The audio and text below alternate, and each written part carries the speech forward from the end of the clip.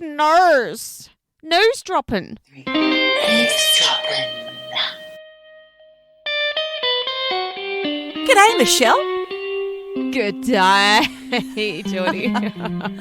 How you go? Hang on, what's that song? How you going? You love that. You've sung that more than once on this Slim podcast. Dusty.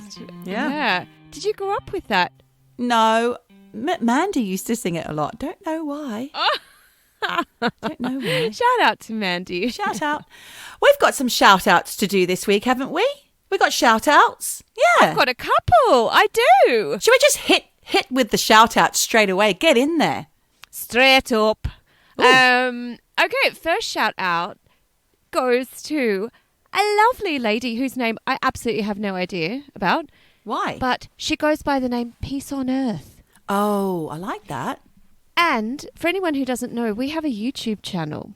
That's right. Eavesdroppin podcast. It might No even G. be. And Yep. no G. And she left a lovely message on the Liz Dawson Psychic Detectives episode where she says, and this is a quote, I don't even know how I found this podcast. It has two things I am obsessed with: crime, mystery, and psychics. That's three things. But I like her already. me too. And she says, this podcast led me to have a reading with psychic Dennis McKenzie. No Who's doing more of way. these crime stories. I know. Should we get a kickback from Dennis? Dennis, if you're listening, of course he's not. Maybe he's listening through the ether. That's amazing. I wonder if she said, I heard these two birds yakking on a podcast called Eavesdroppin. Could hardly understand what they were saying, but I heard about you. Oh my goodness, because he's the guy who helped to solve the Soa murders. I know. Incredible. Wonder what her reading was like. Well, look, I left a message for her saying, listen, if you fancy sharing, your experience with us, please get in touch. Haven't heard from her yet. She might not have got the reply message, but honestly, peace on earth, if you're listening, get in touch. Our listeners and us are dead keen to know. Yeah, I'd love to hear about what that. Dennis said, because honestly, I'm quite keen to book a reading myself with Yes, Dennis. I'd like to have a reading. Absolutely love to do that. I don't have any murders to solve, No. but I would love for him to just tell me what the hell is going to happen in my life. Well, or just the direction that you should be going in, perhaps. Yeah? Like directional stuff. I've got my adaptogenic coffee today in my new mug, and I've just posted a picture of me holding my new mug. How cute is that, Michelle? It's a little pink cup with a mushroom on it because it's from Shez and Zane, who are the guys who own and run London Nootropics, and you'll know them because I talk about them a lot because I only drink their coffee. It's mushrooms and it's ashwagandha and CBD and all that stuff. All the good stuff. To keep my mood steady and to keep me so buoyant and so positive. So bright. Yeah. So bright and fuzzy. And they sent me a little cup because I've now subscribed. They've got subscriber facilities on their website. They liked a crime episode. They liked the real life murders they listened to while they were. I like to think of them sitting next to their little pot of ground up mushroom coffee and popping them into each bag individually. But they don't actually. They've got a machine that does that now. Oh, okay. Well, do you know what? We'll have to do more murders. Yeah. Especially. And do you know what? I do have a few new psychic detective cases. So peace on earth. Keep listening. Keep eavesdropping. Yeah. Because it's coming. Shout out. Shout out. You're getting a shout out. Now, the other shout out I wanted to say is to our listener, Wiz, who sent me a lovely message saying she's absolutely hooked. I love it. Eavesdroppin', and she listens to us while she's cleaning. Pushing a hoover. Got to hand down the dunny. I listen to most of my podcasts while cleaning, painting, doing the jobs that you hate. Just makes the time fly by. It? I almost can't cook dinner or wash up without having my headphones on and listening to a podcast. It's not very social, is it? I don't care. Well, who are you socialising with when you've got your hands in the sink, Michelle? Honestly. Or down the toilet. You ain't socialising with no one. Oh, so anyway, shout out to Wiz. So the reason why we're asking people to get in touch and tell us what your favourite episodes are, and I'm asking all the eavesdroppers out there, if you love us, get in touch because we want to know what you like. What are your favourite kinds of episodes that we do? Because we've kind of run the gamut a little bit, haven't we, Michelle? We've kind of gone from gamut. It's a word. Is it I thought it was gamut. Or maybe it's gamut. Run the gamut. Gamut. Run the gauntlet. Is it Do you know gauntlet? what? Al Turgott needs to get in touch. Please tell me, how do I pronounce gamut? I don't think I said gamut. How's your gamut? Show us your gamut. Don't say Anyway. mut. Anyway, we started all the way back in November with Aleister Crowley, the Beast of Hastings, Oh, and we've done did. witches, we've done poltergeists, we've done real life murders, people that we've known that have been murders. We've done missing people, we've done psychics, we've done room cleaning, we've done music, we've done cleaning, we've done all sorts, haven't we? We've covered all subjects. But we'd like to know, what ones do you like to listen to, please, Mr. Eavesdropper and Mrs. Eavesdropper? Yes, because honestly, as you can guess, our themes very wildly. Loosey-goosey. Loose as a goose. So yes, get in touch. Please do. And that is at hello@eavesdroppinpodcast.com. No G. That's that. That's what I was going to say. People can't really... What we have to say today is that we didn't really have a great story to tell, so we just decided to comb the newspapers and go back over texts and emails we've gotten from our wonderful team of researchers. Okay. Tamira was my main source this week of great stories, and then just things that we found in the newspapers, in the news. Yeah. The thing is, Michelle, hopefully you've done some research and because we did say that we were going to talk about things that we've seen in the newspaper or just around and about that interested us. So Tamira had sent me a couple of stories. I've got one story about something fun. I've got one story about something mysterious. And I've got one story that I think might be made up, but we'll see. We'll see. What about you? Well, I've got quite a few because I love combing the headlines for the weird and the wonderful. You love combing the headlights? Oh, I love combing a headlights. Do you know what though? You've got them? No, that's Crabs. you. You've got Not anymore. Don't tell everyone. No, I love grooming. Do you know what? I am a groomer. I love to pick a spot on myself or on others. Oof. I do. I love it. If you've got, when I had cats, I used to love combing for fleas, all that kind of stuff. Yeah. I love it. I think I'm part monkey. I think we all are, aren't we? Aren't we all? No, but I did some, I've got a few stories. Okay. I've got a small one. This was from yesterday, I think. I don't know. Maybe you saw this. Tell me. They're all from the last few weeks, really. First of all, I don't know why, but there was this article in the paper about a woman who went for her COVID PCR test, had the little thingy shoved up her nose. You know the thing I mean? Yeah. Yeah. The swizzle stick. The swizzle stick. It's like a mascara brush, but they shove it up your nose. Swish it around. What do they call the mascara stick? It's called something like a wand. Swizzle. It's a what? A swizzle Let's call wand. it a wand. I don't know. Anyway, she had that shoved up her nose. Yeah. And afterwards, she couldn't breathe. She was in such pain to the point where she had to go to A&E. They did some X-rays on her and discovered there was a Tiddlywink stuck up her nose from when she was 5 years old. She'd inhaled it. She'd been living for 37 years with a breathing problem. Been to countless doctors. No one had discovered it. Anyway, so she's had it extracted. That thoroughly distresses me. Well, do you know what? This reminds me of the time I went to Poo Camp. Do you remember this story? I was going to bring it up if you didn't, Michelle, because I love this story. I have so many Poo Camp stories, but anyway. Do you want to just explain to people who are eavesdropping right now what is Poo Camp? Okay, it's not the official name, but basically, I haven't done it for a while because obviously I have not been able to travel, but very regularly in my past, I have gone to Thailand to a spa resort where you fast for 7 days. And when I mean fast, you literally don't eat a single thing. You just ingest these, they call them shakes, but it's psyllium husks and mud.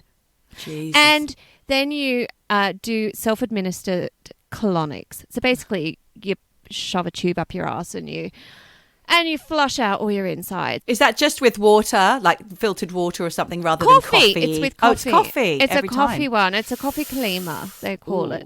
And so anyway, I love it. My body loves not eating. It loves all of these like coffee up the arse things. Anyway, so there was this woman who had something horrible come out, and I too have had something horrible come out. I did. It was terrifying. You sent me a picture of that. Okay, so I remember this because the picture I sent you was after a particularly gruesome Kalima bowl full, literally, of shit.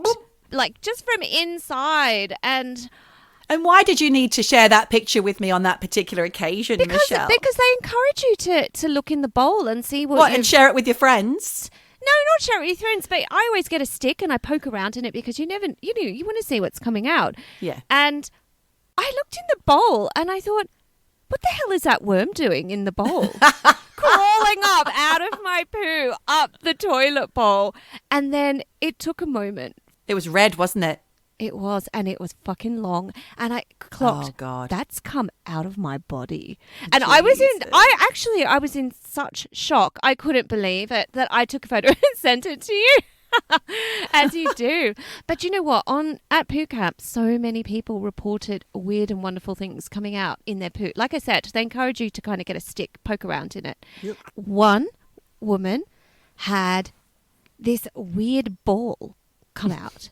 And she was like, what the hell is that? And she got it and it was rock solid. You're holding out your hands to like a cricket ball shape. Now, I wonder, she must have felt that coming out. Do you know what? It wasn't a cricket ball. It was more like, the large marbles. What do you call the big ones? The big marbles. Thunderbusters or something. Or something like that. Anyway, Tomcats. I don't know. One of those size. And she was poking around going, what the hell is that? Anyway, it was full of all these lovely swirly colours. And when she broke it down, she realised it was an amalgamation of all the crayons she'd eaten as a child. Bloody all hell. like clumped together. And then another one was a guy found an army soldier, the little army, like plastic army pieces that he'd eaten when he was like 6 years old. So, these work. They really work. It really needs a good sloughing out, doesn't it? The old colon. And if you eat meat, apparently you've got like meat inside you decaying from like 10 years ago. And when you do these kalimas and the fasting, it all comes out. I don't want to hear that. I know. So I was quite struck by this Tiddlywink stuck up the nose business. Wow. Eavesdroppin. Eavesdrop, eavesdrop, wow, wow, wow. Just eavesdropping. Eavesdrop, eavesdrop, wow, wow, wow, wow. Eavesdrop, eavesdrop, wow, wow, eavesdropping. wow. Eavesdrop, eavesdrop, wow, wow, wow, wow. Eavesdrop, eavesdrop, wow, wow, wow, wow. Eavesdrop, eavesdrop, wow, wow, wow, wow. Eavesdropping. Well, shall I tell you my first feel-good story? Yeah, go ahead. I need to feel good. Okay, after that distressing poo encounter. Well, I should have had a trigger warning before that. I think maybe we should put a trigger warning in. So, Tamira sent me a story from Apple News a couple of months ago, or maybe it was May, when the sun started to get warm. This is actually, it's in this country, the UK, and that's England. There's an acrylic pool built that's been suspended between two southwest London tower blocks, and it's open to only some of the residents of these tower blocks, and it's see-through. It's the world's largest acrylic pool. It's sitting at the top of these two tower blocks, connected from one end and to the other. I'm already feeling sick. It's nuts, Michelle. It is 35 metres above ground. That's 115 feet high and 14 metres across, which is 46 feet. Can you imagine lounging in that, looking down? My stomach would be in my mouth. I can imagine, because when I was in Japan, we went to the top of some super high, Skyrise building, high rise, and they had a viewing deck with a glass floor. And you are looking down. No. And I felt fucking terrified. I felt so, physically sick. Yeah. And mentally, I know that, do you know what? Pop a piece of carpet on it. I'm fine. I'll go. Yeah. I'll walk. It's absolutely fine. But to see it, my brain could not handle it. So I could not swim, do my breaststroke. No. Couple of laps and looking down. Goggles on. I would just be... No way. Like throw up. Not good for me. I don't think I'm bad. I don't think I've got a problem with heights, but I never used to, but I do now. maybe I didn't used to and now I do. But some years ago, like about 15 years ago, Paddy and I went to, what's that Italian island? Not Sicily, Sardinia. Mm-hmm. And there's these grottos in caves underwater.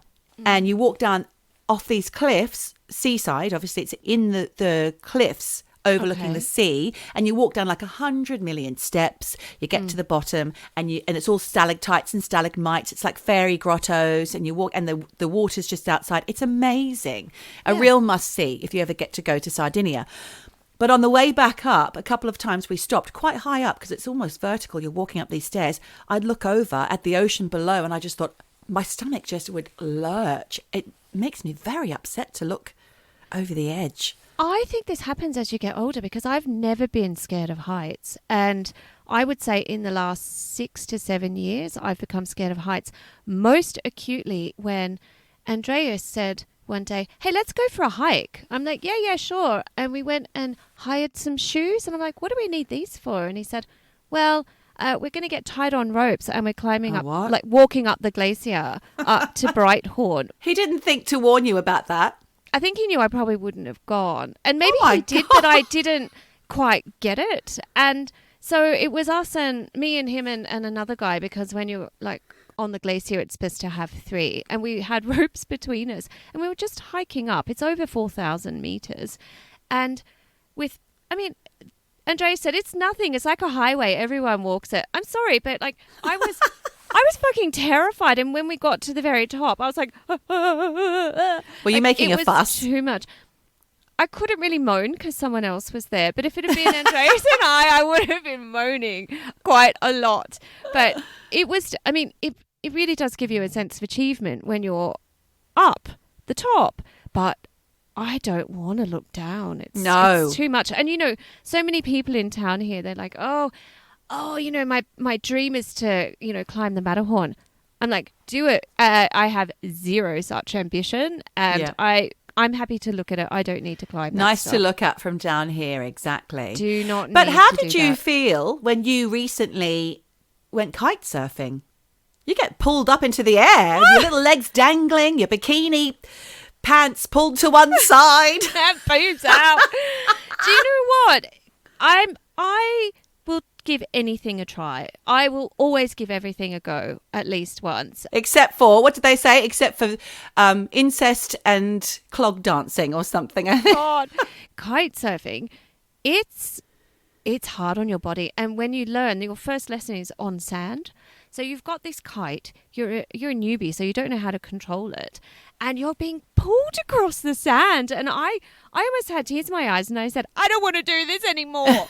and Jay said, well, we've paid for the lesson. We should at least try and do this in the water. Oh, God. It's less scary in the water because you're just being dragged through. But I'm sure it's fun. I actually never even managed to get up. Oh, didn't you? No, not on the board. I was just being dragged by the kite. I was finding it really hard to control the kite. So were you up in the air? Yes, I was. Oh, up okay. in At the least you air. got up in the air. Well, what do you mean up in the air? Well, don't you have to fly behind? No, you're not in the kite. The kite's above you. You're in a harness in the water, and the kite. Oh, so it's pulling is you dragging along. It's pulling you along. So I thought you were going to be body flying up the dragged. back. Oh God, no! Oh my God, Do you know that would what? be terrifying. That's what I imagined you were doing. But do you know what I saw on the River Thames the other day down at Hampton Court? Because I went swimming down there recently. It's beautiful. Oh, nice. I couldn't believe my eyes. I looked out across and there was these 4 or 5 of them coming like the Silver Surfer from a futuristic. Suddenly I thought I'd blinked and I was in the future. There were these guys and girls hovering above the water. Yes. And then when you look closer, it's like a small stick beneath them. It's a fin. What is It's that? a very thin fin. It's not wakeboarding. What is it? I know what it is because we saw that when I was on holiday recently. We saw that too. They love it. Up and down the Thames. Oh, God, it takes so much skill. My God. Yeah. They look like a gang. Yeah. Oh, do you know what? Like I said, I try anything once, but... Except for clog dancing, etc. Yeah. Awkward. Orcs! So look, I read this. It's a story from a few weeks ago at the end of May. And it's about Westall. Now, I don't know if people remember this from a previous episode. But If it rings a bell. yeah. And look, it just hit the headlines, like I said, a few weeks ago. And just to refresh, the Westall Incident happened in Australia on April 6, 1966. And it's considered to be Australia's greatest kind of unresolved UFI sighting because 200 kids... UFO or UFI? Did I say UFI? I think you did. UFO sighting. It's the one where the kids, the teachers, people in the area saw a flying saucer hovering above Westall School. And at the time, do you remember, the government tried to say it was a weather balloon. That's right. But there were also claims that there was could have been linked to Maralinga, military cover-up, all that kind of stuff. And Maralinga, for those who don't know, is the test site for the atom bombs from, I think it was the Americans testing, wasn't it? Yeah. Yes, and that's also why the American military were involved in this Westall incident. So anyway, a few weeks ago, retired Westall teacher Andrew Greenwood, and I found out, because I didn't know last time, God, it was from season 2, episode 4. It was an extra droppings if you want to go back and oh, wow. hear Well anything. done, Michelle. Yeah. So anyway, I didn't know this at the time, but he taught science to Year 9 students. And he's stirring up publicity, claiming that the military arrived at the school soon after. And then 2 weeks later, government officials from Australia threatened him at his home. And he was also interviewed by American government officials about the incident. And he says that both governments have tried to silence him about the fact that he saw this hovering unidentified flying object. Oh my and God. He says that he saw a circular area of trampled grass, and that within 40 minutes of the sighting, the whole area was swarming with Air Force and Army personnel who formed a security barrier around the area and wouldn't let anyone in or out. Oh and my God. like I said, he said 2 weeks after the incident, military came to his house asking him what he saw and saying to keep quiet, and that if he didn't, they would discredit him, saying that he was drunk on the job at the school and that he would lose his job. And he says, 55 years later... It doesn't matter anymore. He says nothing has come out about it. What are they covering up? And, he's trying to stir up interest. So this, I thought, gosh, we're always quite on the pulse with these things, Geordie, because, again, this morning in the paper was the British forced adoption story. Oh, was they're it? Stirring it up again, yes. And we were ahead of this with our Australian. Yes, we were. Absolutely. And then again in the paper this morning was a story about false memories. Okay, we've done that. I know. And anything that you remember from before the age of 2 is a false memory. You're most likely remembering a photograph or something that you've seen, but it's not an actual memory. So, honestly, we are on Do you know what? I would just recommend to most people listening, well, you know what? You've come to the right place for your source. Your source of news should always come from us ladies at Eavesdroppin, because we've got the fingers on the pulse. Yeah. So that was my Westall story from the news. Okay, that Westall, that's really interesting. And I think maybe in the future we're going to do some more UFO stories. Absolutely. And while we were talking about that also, Michelle, we are going to talk about atom bomb testing at some point in the future as well. We will too. Absolutely. Yes. But I actually do, on the theme of UFOs, this is a bit dodgy actually, because there was a story a couple of weeks ago about a guy in Australia who was flying a drone, and he reckoned his drone caught sight of a UFO. Now, he's posted this footage on YouTube. I think it's dodgy, but I will put the link in the show notes so people can go and make their own decision. He's from the Gold Coast. He was flying his drone over some bushland, and he saw something actually his drone got knocked out of the sky by, he has no idea what. And when he reviewed the footage, he saw a weird black spot in the distance, which he says is a watering hole with no algae. And he kind of says, it's because it was disturbed by the UFO. Something had obviously landed. Yeah, I know. And then he shows 2 stills from the footage of this brown kind of blob hovering in the distance, which, to be fair, I don't know what it is. I don't know what this brown blob. A flying koala? Someone thought it was a hawk, but it doesn't look like a bird. It really, it's very cylindrical. It's spherical, actually. More. Right. And I don't know what it is, but, he's not done himself any favors by putting this kind of dramatic music behind it and whatever. So it's hard to take seriously. Yeah, but, it's getting some traction in the news. And because he's saying it's a UFO, it's car-sized, massive, and here's the footage from my drone. So do you know what, people? I'm just going to put the link. You can decide. If you want, get in touch. Let us know what you think. When you were talking about the Westall incident, it reminded me, my daughter, who's 10, or probably too young, and I have just been watching Stranger Things. Now, I have to sit and watch it with her. I thought you'd already watched it. I did watch the first series, but I had to stop after about 3 episodes because it was just so damn scary. Oh, it is, but then it gets silly at the end. It gets silly. Petty and I both couldn't handle it. So I rewatched it with my daughter. So we're sitting on the sofa watching it every night. And it reminded me, in the first series, there's the great character Hopper, Hopper the Copper. Hop, yeah, that's his name. He's the local sheriff of the town, and he has stumbled across all these experiments that are going on with the military, and they say they're Russians, but I really don't know what they are. And they've opened up a dimension or whatever, and they try to discredit him too. Like, he wakes up and he's had a pin prick in his neck because he got drugged, and his apartment looked like he's been on a 4-day bender or something. Well, do you know what? I do remember the first few episodes of Stranger Things being very scary, but after that, a bit silly at the end. Yeah. Well, don't tell me, because we're still watching it. Yeah, it's very E.T., and the soundtrack is so good. All these old songs. Is. Just another day. Who's that? Is that Oingo Boingo? Do you remember Oingo Boingo? Yeah, I do. I can't name a single tune, and I don't know what you just sang. I don't know that one. Anyway. Right, let me tell you my mysterious story that was sent to us by Tamira, and I think this is from The Guardian. Oh, okay. It was about a month ago. Residents awoke in the middle of the night on a Saturday night in Sydney's southwest suburbs, from Roselands to Marrickville and everything in between. That's where my sister lives. They heard a huge bang. Did she say anything about it? No, Steph, if you're listening. Yeah, let me know if you heard something, Steph. Everybody heard it.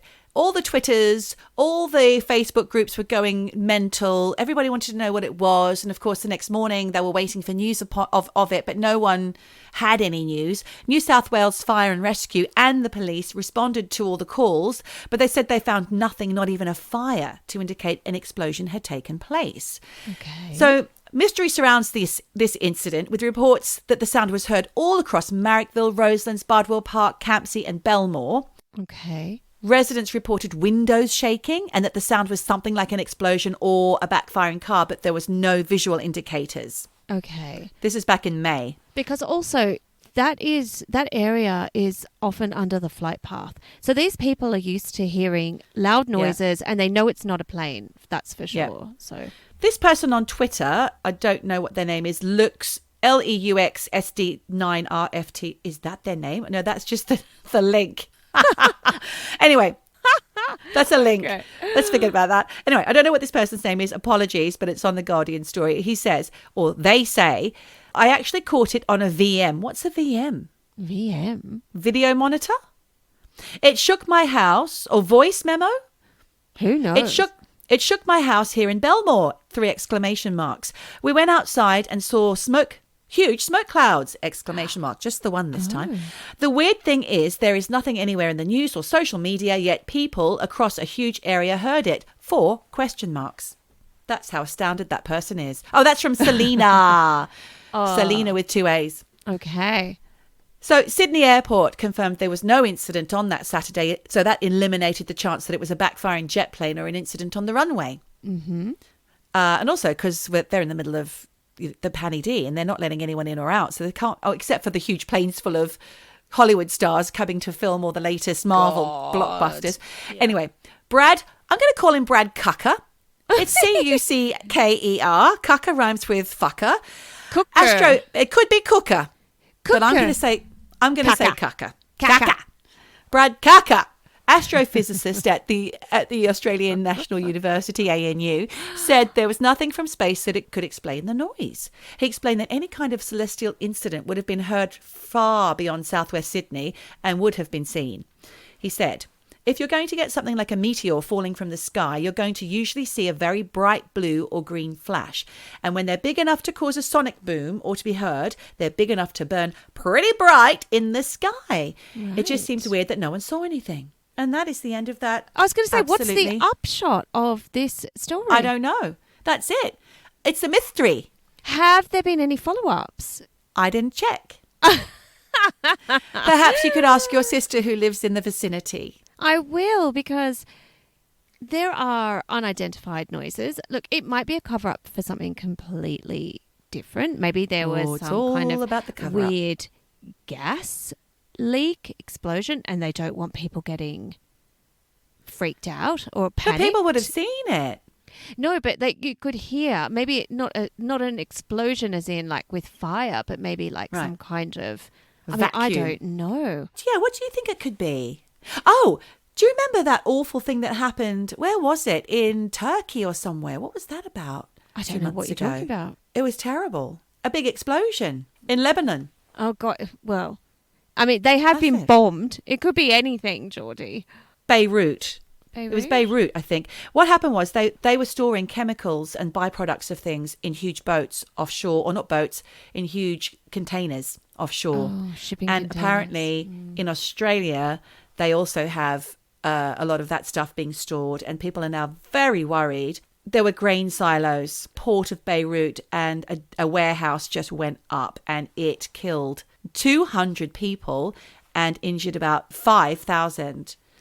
And people had lots of videos on social media. So there was a warehouse next to the port's grain silos. It caught alight, and then there was just an initial explosion. But then there was a series of smaller blasts that people said sounded like fireworks going off. And about 30 seconds later, there was a colossal explosion that sent a mushroom cloud into the air and a supersonic blast wave radiating through the city. If you remember when it happened, you probably don't, because it seems like you don't know anything about this. No. But I remember the news reports. There was videos of people like having weddings and all sorts, and it was insane. That It leveled sounds buildings near terrifying. the port. It caused extensive damage over much of the rest of the capital, and the hospitals were overwhelmed. It was mad. It was a huge catastrophe, and I don't know what the upshot of that was. The warehouses were storing ammonium nitrate. All right, but there was no alien. It just was. Unless it it was was a just cover-up. an environmental fuck up.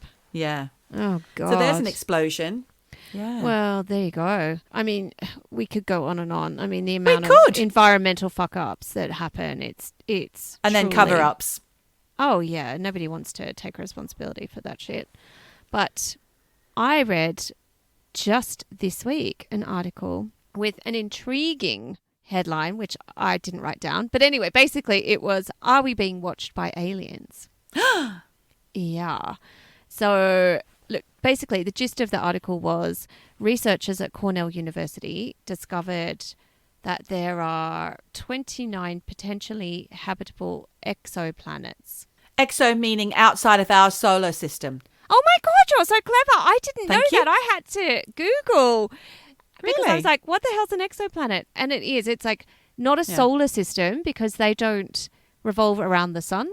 They revolve around a star. So there you go. Oh, I'm so impressed with you. I had no idea. Anyway, they reckon there are 29 of these potentially habitable exoplanets where extraterrestrials could have been observing us for more than 5,000 years, right? Could be, yeah. So, look, it's quite a detailed article. It goes on. And, you know, for me, I guess the interesting thing here is that, you know, we're always looking to see if there could be life outside our planet. You know, we're always looking for that.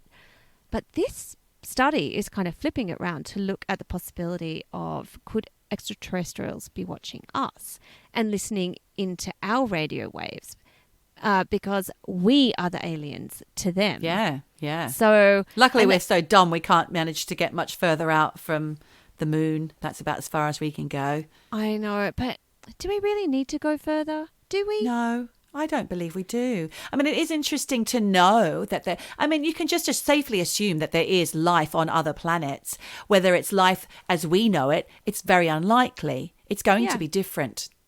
I think so too. And the fact that we are alone in this universe, unlikely. That's not true. No. But they talked a little bit in this article about red dwarfs. Oh, yeah. Which are, little red, low temperature stars that glow brightly red. Mm-hmm. But I just kept thinking about the 80s TV show. It's cold outside. Fresh mango juice. That was the line. I remember. I don't remember anything about that series more than the theme song. What? No, because I always get it mixed up with Hitchhiker's Guide to the Galaxy. Oh, right. In my brain, they are interchangeable, but... Oh, really? No. Yeah. Red Dwarf was massive here in the UK. My son was young when it was on, and he absolutely adored it. So we watched every single episode. And they still come out. They're still doing them. I loved Rimmer. And Craig Charles is brilliant. Which is the bald one? Lister. The bald one? The Baldy. You mean the robot? Baldy robot. He's not Baldy. He's bald. Crichton. Well, he's a robot, so he's got like a geometrical shaped head. Oh, all right. Okay. Yes, well, Red Dwarf, what a show. I know, it's amazing. Show. I loved it. And Hitchhikers too, with the Babel fish.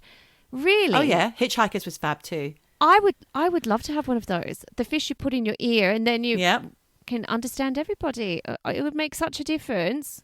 I wouldn't have to learn Swedish, which would help my life. I do love sci-fi. I love it. In fact, when I was at Narrabundah College, I did a whole term on science fiction in my English literature. Did you? Course. Yeah. I wonder if we should do one. We should get our friend and listener, Chris Campbell. Yes, he was in that class with me. Oh, was he? Of course he was. Fantastic. Yeah. He loves sci-fi. Yeah, so we should. So a lot of the lessons were just watching things like Metropolis, Aliens, Classic. The second Alien film. Yep. Okay. Game over, man. Game over. And what else? Soylent Green. Now that's an interesting film. Oh, I think about that a lot because I love the themes. It's like Black Mirror. There's always some really interesting themes going on in science fiction of, dystopia and what ifs.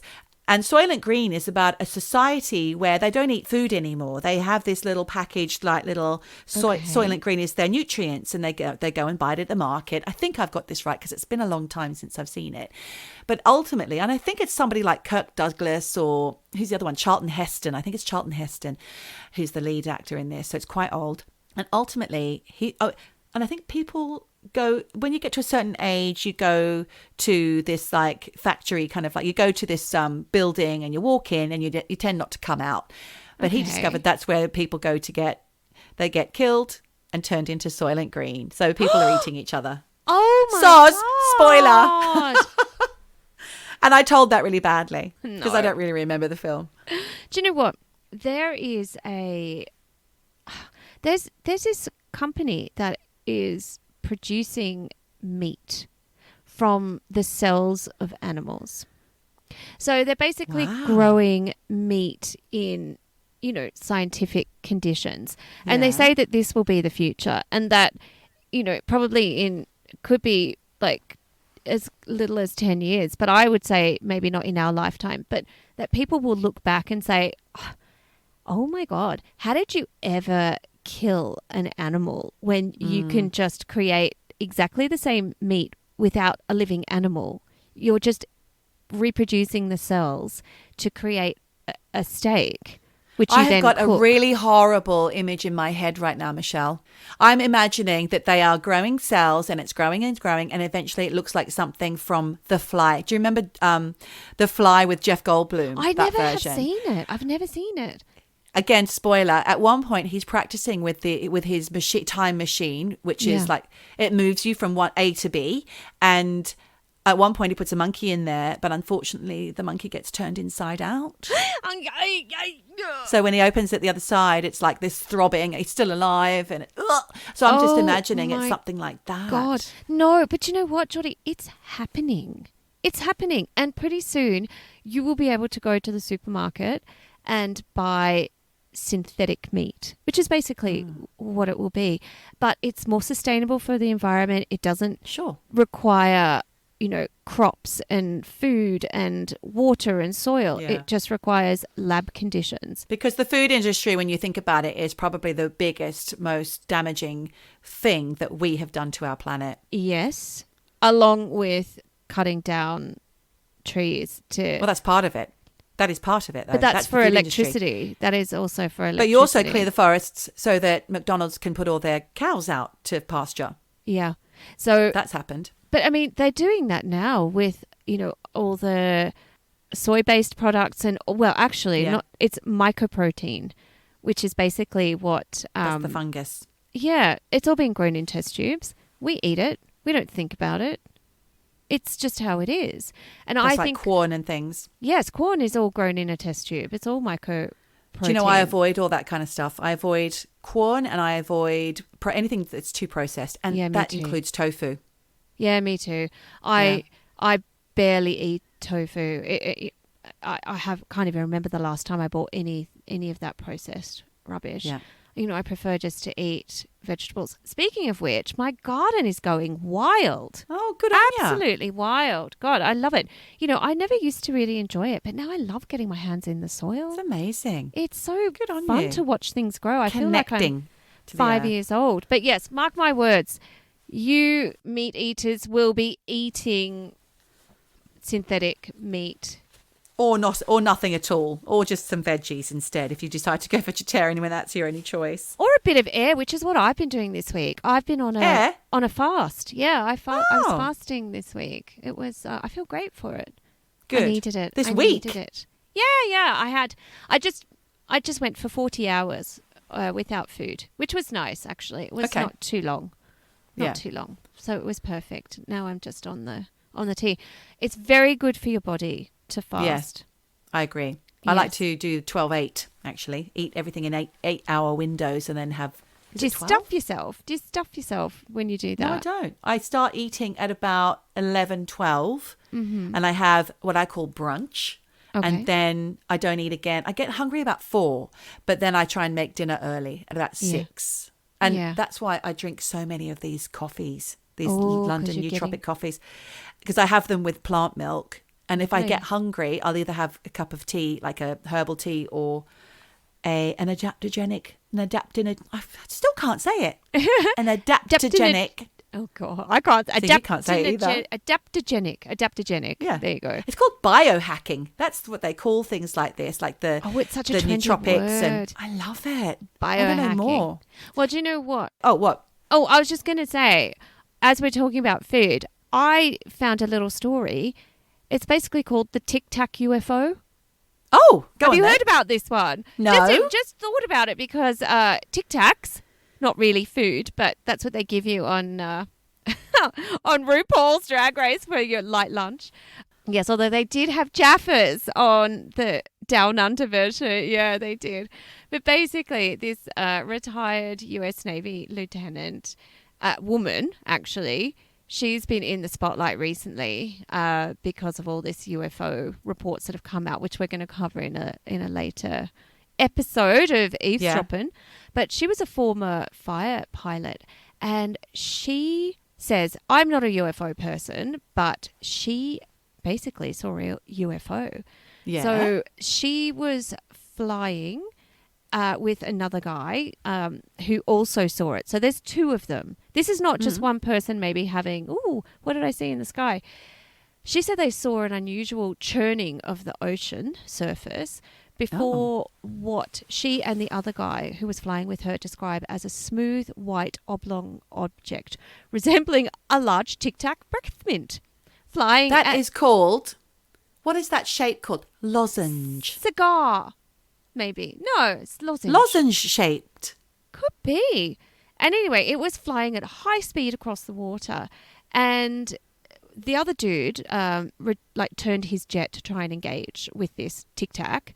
And it responded in a way that they didn't recognize because it seemed to lack any visible flight control surfaces or any means of propulsion. So it's just like a flying Tic Tac, but huge. Basically, yes. And Anyway, it's been called the Tic Tac Incident, and it's been declassified, and there is apparently a video. I haven't found this video, but I would love to see it. And this woman, she's like, listen, I don't know what it was. It could have been human phenomena, but we didn't recognize it. And she says she's a church-going lady. And she said, I'm only speaking out about it because I don't want people to feel that if they see something weird, they can't talk about it. I'm trying to normalize the experience. Yeah. I don't know what it was, but yeah, all over the internet that basically UFO and that the military in the US won't say one way or another what They're it is. just keeping stum. They are keeping stum. So very interesting. When you say that they were declassified, the files or the incident was declassified, is that part of the huge amount of recently declassified UFO stories that you were telling me about recently? Yeah. And that Russell Brand has been talking about? Yes. And that we are going to cover in a future episode? Absolutely. So don't tell the Tic Tac one again. No, we won't. But I mean, you know, there are hundreds of declassified UFO incidents. To look at those. Tic Tac's just one of them, but this is the one that's been doing the rounds in the newspaper recently. So yeah,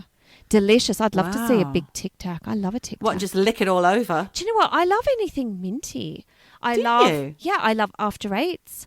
I used to. I like them. Yeah, God, I used to. I still love them. I bought a box recently. Mint patty for the Australian listeners. Anything. Minties. I love a minty. Yuck. I don't like that. Oh, delish. Anyway. Which one's the one with the joke? Did the minty have a joke in it? There's like a wax paper tied at each end. Oh, Fantails told you all about movie stars, didn't they? That's and right. they were like a toffee. Maybe minties. I mean, look, it's been a long time since I've had a minty. So, yeah. And now we can all get some sleep.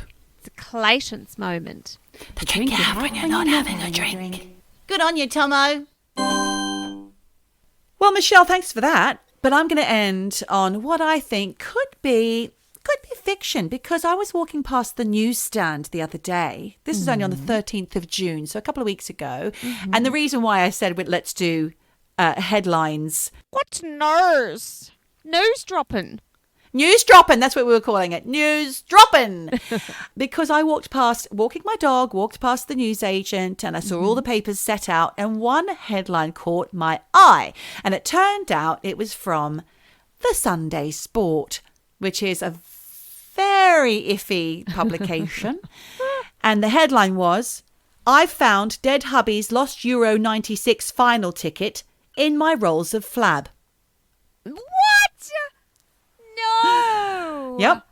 This is, the story goes, and I think it's just an excuse to have a full frontal nude picture of a naked woman who is so fat you can't see her fanny, but her fanny is out. Oh, God. In the paper. It's just despicable. But I had to read the story. I mean, we're not fat shaming here, but why did they need to put the picture in the paper? Why? And then come up with this crazy story. And if this is true, I'm sorry and I apologize now. But I feel like this story I'm about to tell you is a complete fabrication. I'll tell you it. And you can tell me what you think, Michelle. I will. So let's get into the meat of the story. 25 years ago, Stella Kirkland's husband, Phil, he's a footy-loving telephone engineer. He had a ticket to the Euro 96 semi-final between England and Germany. Now, this is very much a hot topic right now because England are about to play Germany in the Euros 2020, which is actually going on now in Wembley here in the UK on Wednesday. And that's the day that this comes out. So today, when you're listening to this Eavesdroppin episode, if you listen as it comes out, it'll be the Euro 2020 game between England and Germany. Now, that's always a big deal because I remember this. I went to the pub when this happened in 96.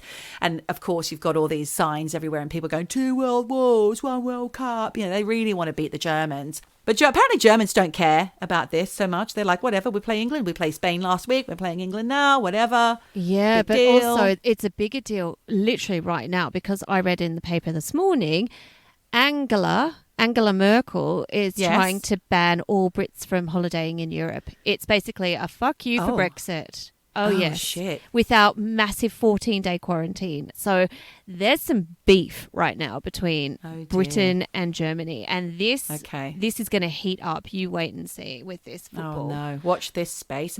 So, you know, the England manager is a very gorgeous looking. He wears nice 3-piece suits. I think he's got a shacket this season. So it's a guy called Gareth Southgate. Now, back in those days, in 96, he was a striker.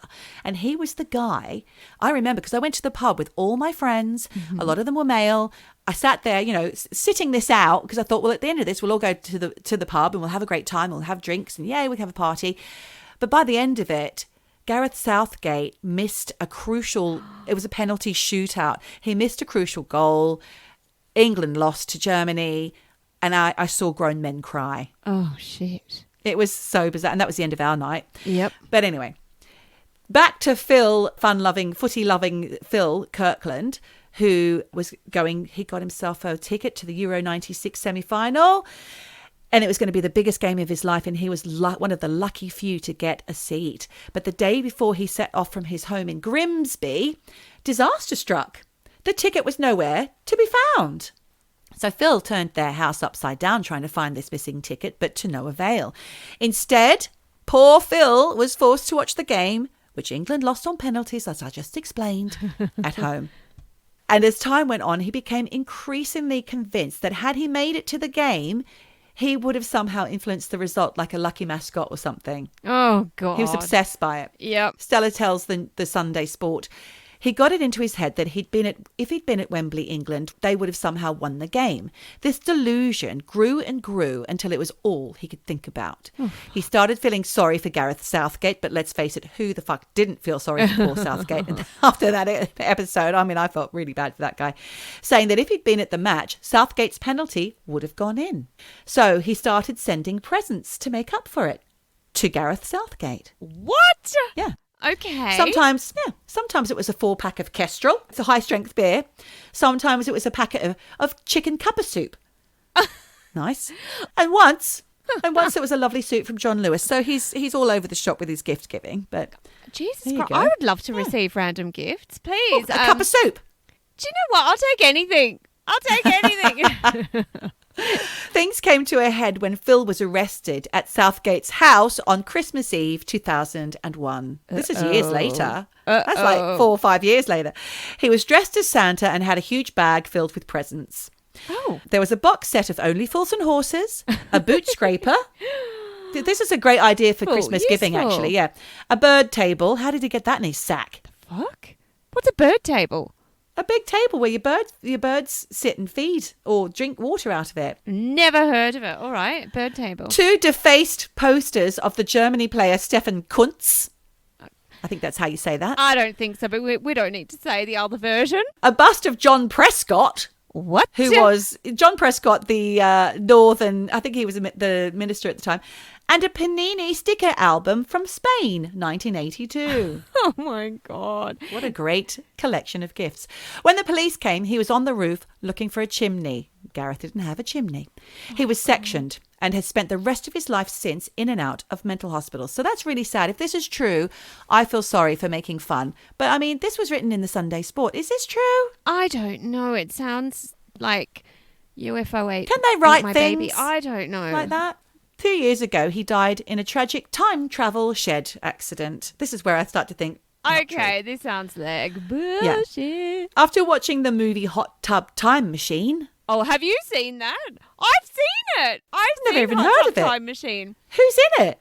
Oh, it did have some named actors in it, but honestly, it was so super shit. They go on a ski holiday, they get into the hot tub, and they go back to the 80s when they were all in their heyday. And honestly, like... Oh, I quite like the sound of that. The trailer looked fantastic, but actually all the funniest lines were in the trailer, and when you watched the movie, it was a dud. Yeah, anyway. So after watching the movie Hot Tub Time Machine, he decided to go back in time so he could get to the match.